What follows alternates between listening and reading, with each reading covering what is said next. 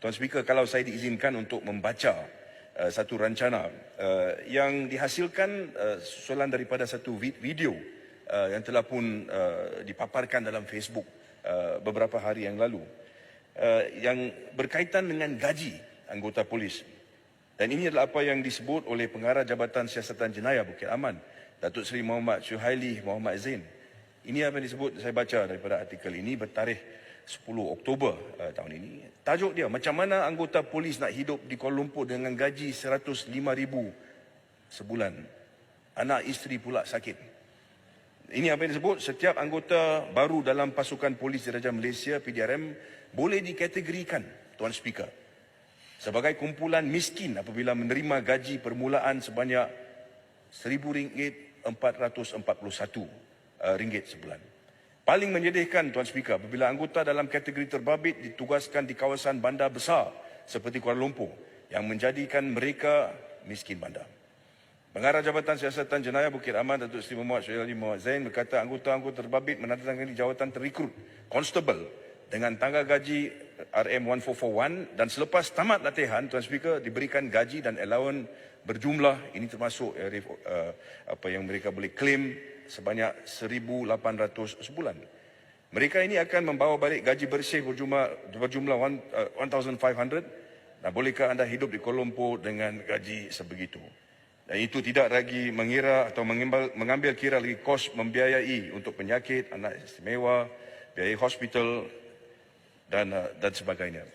Dan Tuan Speaker, ini adalah suara-suara yang kita dengar daripada PDRM yang saya rasa perlu kita memberikan tumpuan. Kita semua tahu apabila berlaku satu masalah, mereka yang boleh sebut di hadapan untuk mengatasi masalah itu adalah anggota polis. Tuan Speaker pun bekas anggota polis, saya tahu. Jadi we must appreciate masalah yang mereka hadapi. Dan apakah sebenarnya langkah-langkah yang kita akan ambil untuk pastikan bahawa masalah ini dapat kita perbetulkan. Kita lihat jumlah-jumlah yang sangat besar ditumpukan untuk masalah-masalah tertentu. Tapi saya nak tanya kerajaan untuk memberikan kepada Dewan Yang Mulia ini satu jawapan. Apakah rancangan kerajaan untuk kita menyelesaikan masalah ini? Bukan saja untuk anggota polis, tentera juga. Bagaimana kita boleh pastikan bahawa mereka yang melaksanakan tugas ini, kita berikan fokus. Saya lihat Amat Berhormat daripada Tambun memberikan fokus kepada quarters dan sebagainya. Itu satu langkah yang baik. Tetapi itu tidak mencukupi. Kemudian soal berkaitan dengan kalau tidak cukup wang itu, bagaimana mereka nak menyerah hidup? Tuan Speaker, kita ada masalah-masalah yang cukup besar apabila kita sebut berkenaan dengan pegawai-pegawai awam yang ditawarkan macam-macam dalam hidup mereka, dan itu adalah perkara-perkara yang boleh membawa kepada kesalahan. Kita tidak mahu satu keadaan di mana keadaan terdesak akan menyebabkan perkara-perkara itu berlaku. Jadi di situ, Tuan Speaker, kita lihat kembali kepada apa sebenarnya yang kita boleh buat untuk membantu golongan ini. Saya minta kerajaan untuk memberikan respons. Boleh Yang Berhormat dan masyarakat komen sikit tak? Kalau kita lihat di negara-negara maju, kita lihat pendapatan seorang anggota polis adalah lebih daripada perkhidmat-perkhidmat awam yang lain. Kuasa di tangan mereka adalah begitu tinggi. Isu integriti menjadi persoalan terutama bagi mereka yang duduk di bandar-bandar. Apa pendapat Yang Berhormat?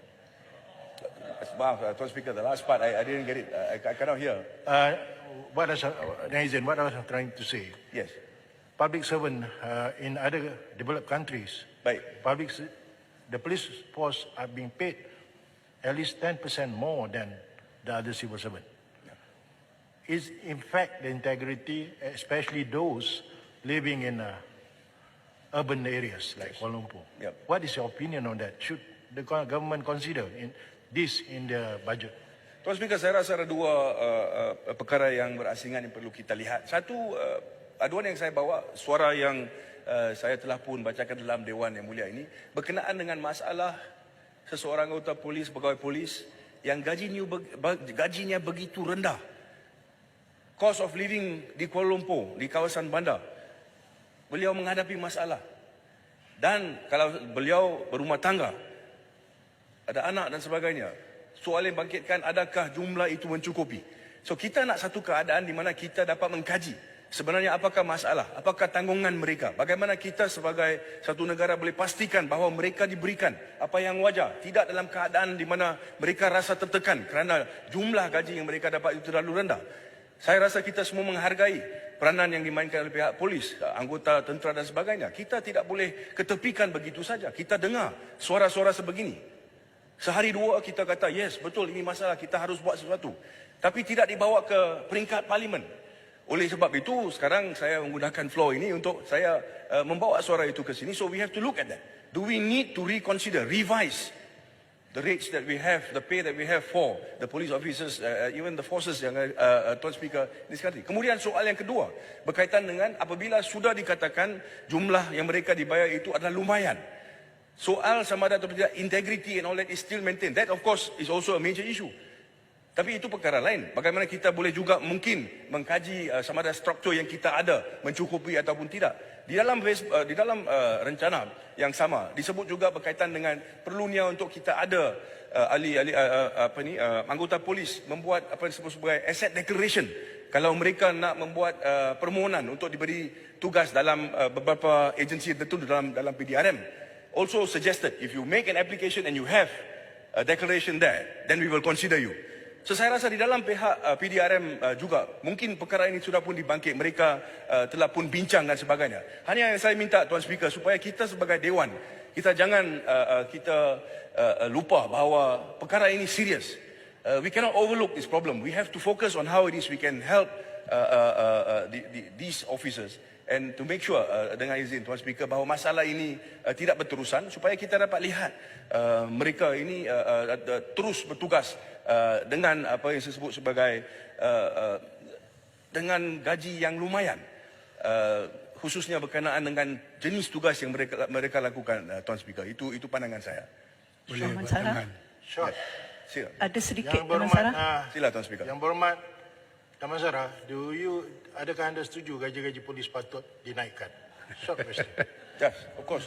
Terlalu rendah. Baik. So on the other side patut ditingkatkan. Sedikit tambahan. ditinggikan. Terima kasih. Terima kasih Tuan Speaker. Saya ingat gaji polis ni, Datuk Yang di-Pertua, paling kurang kita kena letak gaji permulaan 2,000. Mereka kerja tak ada kerja shift siang dan malam, ikut dipanggil. Kelulusan mereka pun dah tinggi sekarang. Kan macam dulu darjah 6 boleh jadi polis. Sekarang dah tak boleh. Paling kurang saya ingat SPM. Jadi mereka tak ada shift, tak boleh nak berniaga, jual goreng pisang macam kumpulan sokongan yang lain. Polis, dia panggil bila-bila masa, dia ada shift. Jadi macam mana dia nak kena tidur, nak kena rehat yang cukup, dia nak pergi berniaga macam mana? Jadi saya cadangkan, paling kurang, gaji permulaan mesti 2,000, tidak termasuk elang-elang yang lain, terutamanya yang duduk di Kuala Lumpur. Ini pandangan cadangan saya. Saya harap Yang Amat Berhormat Perdana Menteri memberi perhatian kepada pasukan keselamatan yang bekerja siang dan malam. Lepas tu di segi integriti, bila mereka tak cukup makanan, gaji tak cukup, mereka akan terlibatlah benda-benda macam ni. This one, satu cadangan untuk mengelakkan daripada kita nak mengurangkan rasuah dalam negara.